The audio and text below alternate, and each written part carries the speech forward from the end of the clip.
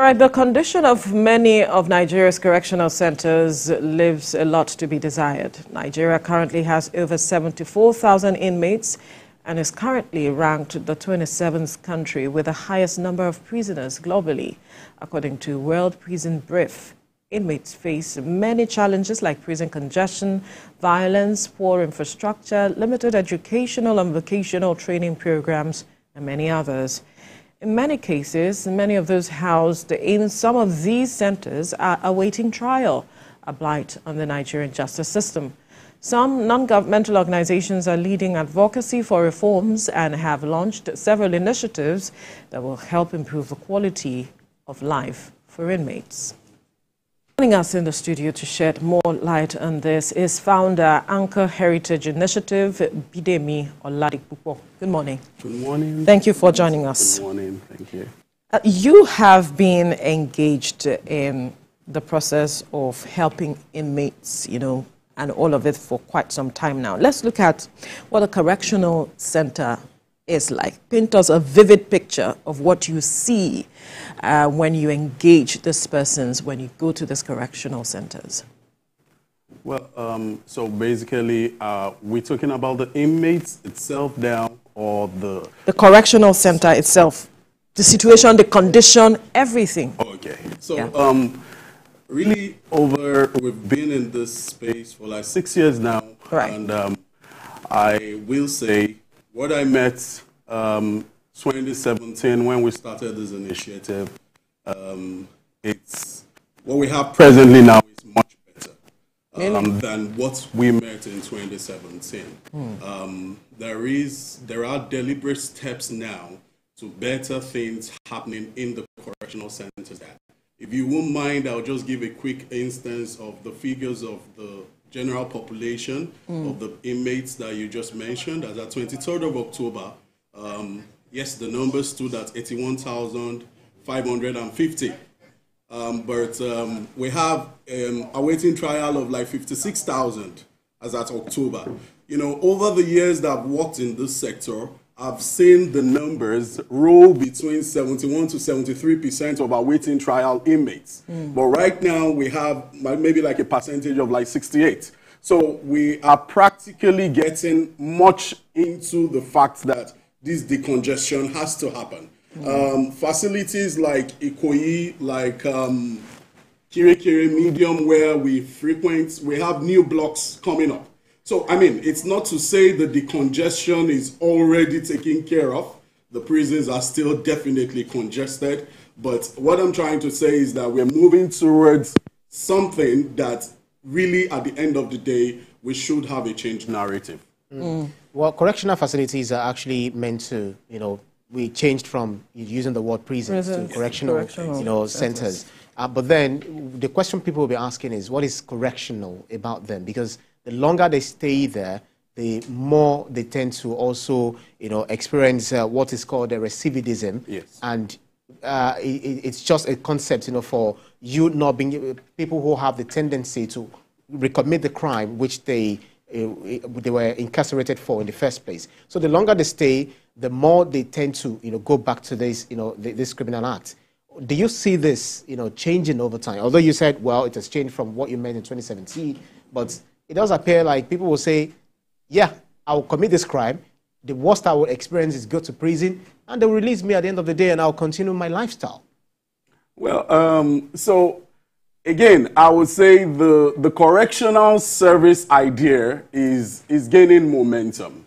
NGOs are working in this space. Churches are being deliberate in this space.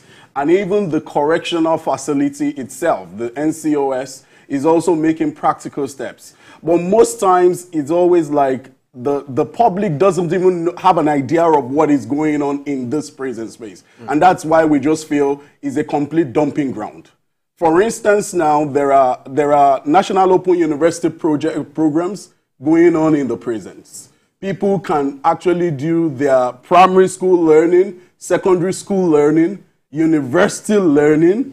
There are programs like coding going on, you understand? So there are many initiatives that also go in. And at the end of the day, it behoves on the human being Does he actually want to stay corrected or not? I mean, it's like someone that goes to church every Sunday. It doesn't mean he has given his life or he's actually a changed person. Or transformed. But the truth of the matter is you go into an average Kirikiri medium custodial center. Right. The inmates there that we see every week and we mingle with will tell me, sir, it is your choice. It is either you are ready to change or you are not ready to change. And that behoves on the human being. But Absolutely. Deliberate efforts are being made to make sure that they are corrected. And various initiatives are going on in the prisons, and some also powered by Anchor Heritage. And that's where we'll come to you now. Anchor Heritage has been doing this for 6 years, like you mentioned earlier.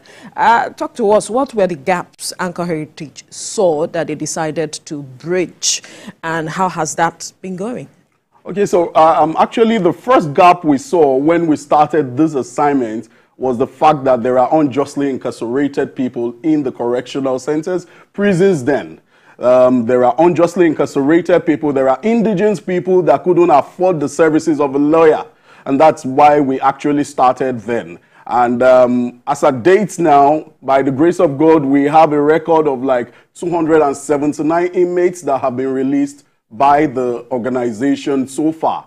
Part of what we now saw when we started the legal aid, because it made us relate with the inmates and have interaction with them. So we also understood that what will happen after they leave the prison. And that's what made us start our empowerment scheme.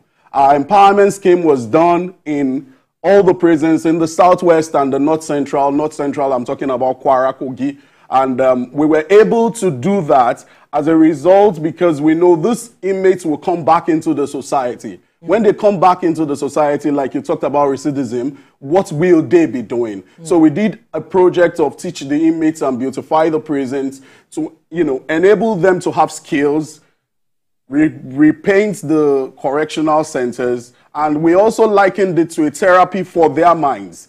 Deliberate therapy, we left them with souvenirs of a ruler. So they painted the prison walls, and that has been done in almost 17 correctional centers. So it gave them an idea that they could be better people if they are also deliberate with their actions when they regain freedom. Part of what we also saw is the gap in the welfare of inmates, welfare of staff. It's also very necessary because these are the people keeping the inmates. That's one service that I always wonder how they keep the inmates without weapons. Maybe those ones outside, So the welfare of inmates, we brought in some initiatives as well. We tried to work with organizations that partnered with us, especially during the COVID. Everybody forgot that someone will come into the court and meet a judge, and the judge will finally meet his family. So we were there making sure that they were well taken care of. So that is on the aspect of the welfare. We're talking about the welfare to inmates, welfare to staff. We are also trying to see a changed narrative of where the staffs will also be appreciated. Peradventure, maybe to the level of their other paramilitary establishments, so that they will be encouraged for that humane conditions that the NCS Act of 2019 specifically talked about. Another gap that we realized in the prison space is what brought about our aftercare initiative. Our aftercare initiative is also powered since 2019, and it's based on the fact that we know that when these people leave, they have two worlds to contend with. Yeah. It's either they're going to the real world or they're going back to that world of crime. But if we are not taking deliberate acts to make sure that that stigmatization is taken off them and they are given something to stand on, then we will lose them. And that's why we gave birth to the aftercare initiative of Anchor Heritage. And by God's grace, we have almost 49 ex-mates doing very well in various professions of what they've chosen to do now. And lastly, the gap we saw was the inflow of ages 21 to 35 in the correctional centers. It is worrisome. Absolutely. Very worrisome. Absolutely. And that gave birth to our last initiative that we just commissioned on the 29th of April in Kirikiri Medium. many youngsters are going in, abandoning their career, abandoning their education. And so we were deliberate about that, and we launched the first IT hub in the Kirikiri Medium Custodial Center. It was commissioned by the Controller General of the Nigerian Correctional Service and represented by the Minister of the Interior then, Dr. Shuaib Bolgore was the PAMSEC.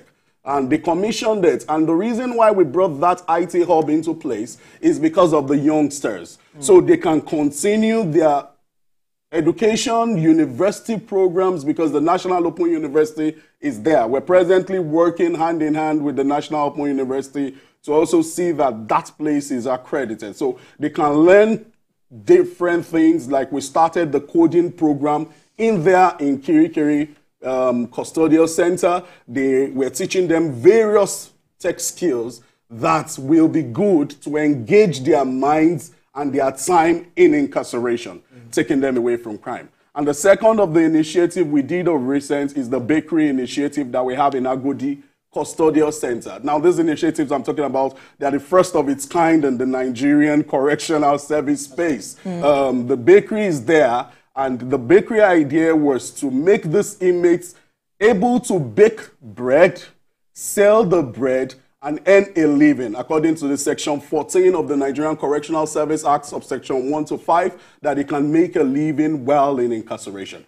And so that is the idea of what we saw that made us come in with this initiative. That makes a lot of sense. That makes a lot of sense, and I would like us to also demystify some of these, initiatives, some of the things that you've introduced to these prisons, because Nigeria Correctional Service Center is where, because Nigeria also looks at, cutting costs, then the NCS has been seen to be one of the places where wastages occur.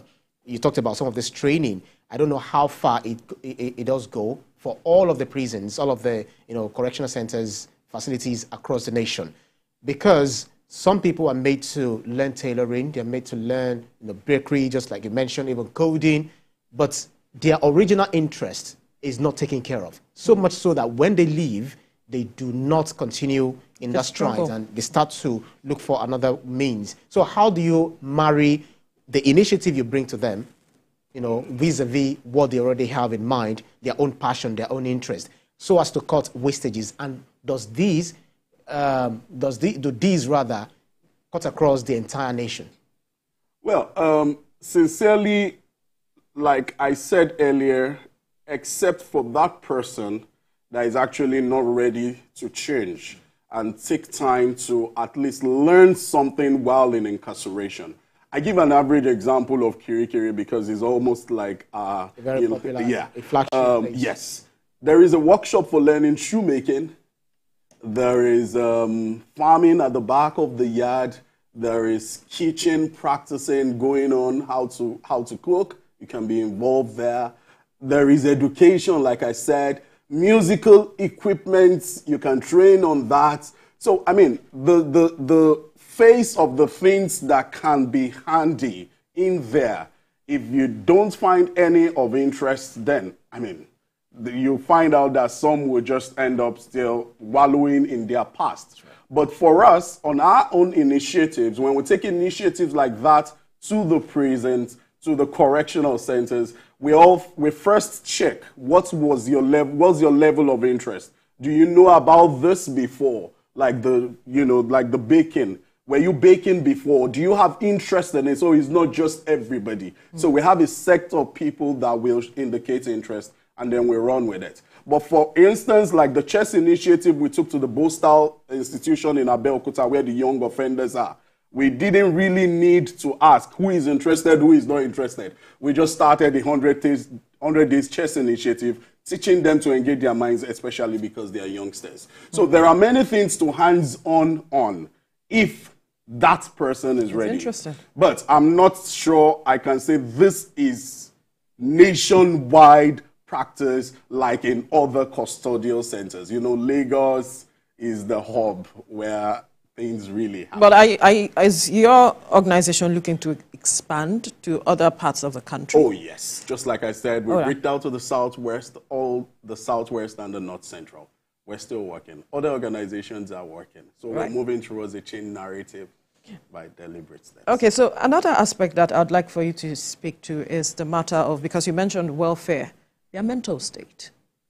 Is your initiative also looking at addressing that? Because you know what these things does to the minds of these people when they enter the prisons, they see a different world.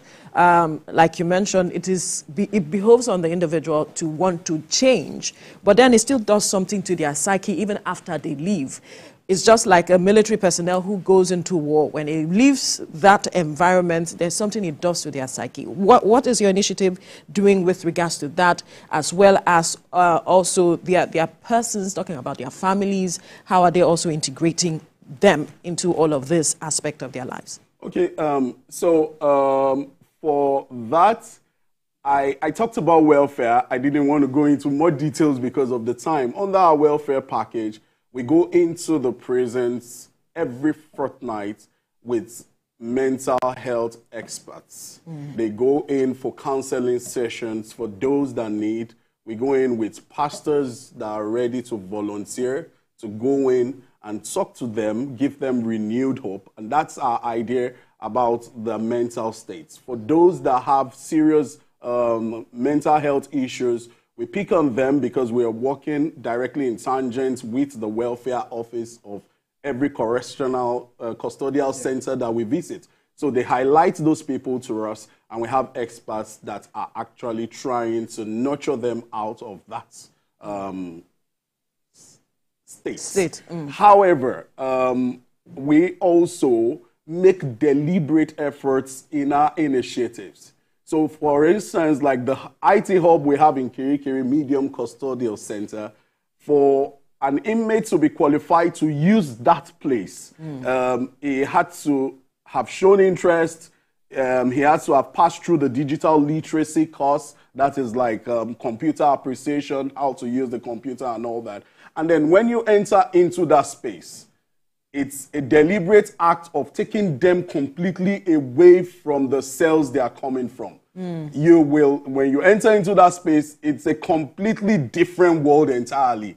It's fully air-conditioned, workstations, well-lighted, computer systems, alternative power supply, backup. So we also try to use that as a therapy for them to take their minds off where they're coming from and into another world while learning. And that's the efforts we're making through for the mental state. And definitely, even the welfare office is also not lacking behind. They also have their own initiatives. I understand maybe like every Thursday, they do checkups, and you can actually complain to the governor of the yard. That's the in charge of the yard. And then for states like, for every state command anyway, the controller also has scheduled visits when they come in, and they can listen to the inmates directly. But, you know, it's just to make more efforts, deliberate efforts, and like I said, also encourage every stakeholder, especially the staff,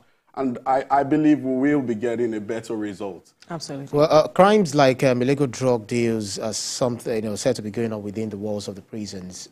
Some, you mentioned youth, between 21 and 25, who are largely predominant prisoners now, so to speak.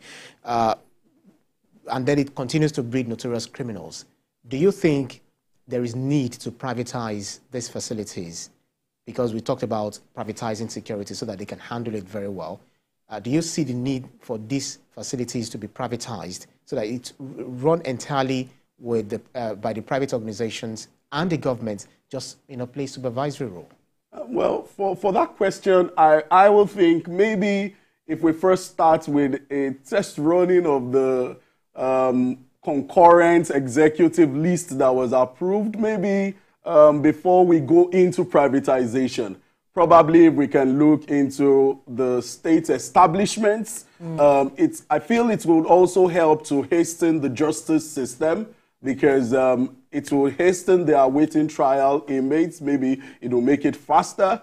And most especially, I see what you're talking about, the privatization, but I think we should be more concerned about the fact of separation of crimes, separation of what brings an inmate into the custodial center. You understand? So like a misdemeanor case of just ordinary stealing or raiding, he shouldn't actually end up in incarceration with an armed robber, where he uses 8 months awaiting trial, and at the end of the day gets influenced with someone who was actually with a gun. I think that is our major focus. So if it's privatization that will work for it, if it is moving from the executive into the concurrent list, I think we also need to make emphasis on that. Even though the new Act of 2019 already talks about the, the custodial and the non-custodial. That's right. But we also need to practice that more effectively so that we don't have a mix of a guy who actually doesn't know crime and then ends up in incarceration and learns crime. So, interesting. What more do you think government can do? Because there's so much in that act that you mentioned, 2019, that we are not seeing implemented. How do we begin to see this to improve our system, so to speak?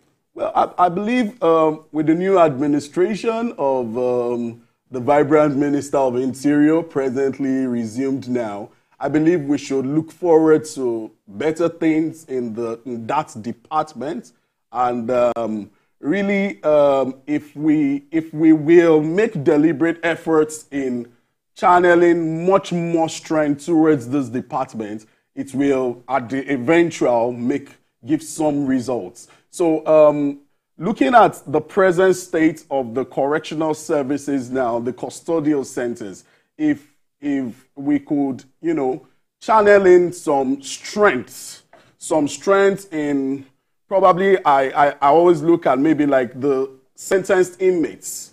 The inmates that are already sentenced they are already called federal government property. Maybe we should start looking at maybe like health insurance schemes for them. It could also help, talking about maybe even retired officers. Maybe we can also, looking at the new drive of the minister to also even help with people that have fines of, he's running a campaign of like 4,000 inmates, all about the prison decongestion.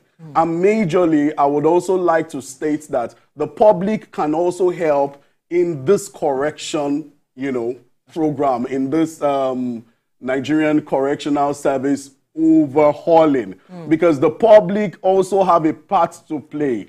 Stigmatization is really a factor that is aiding recidivism.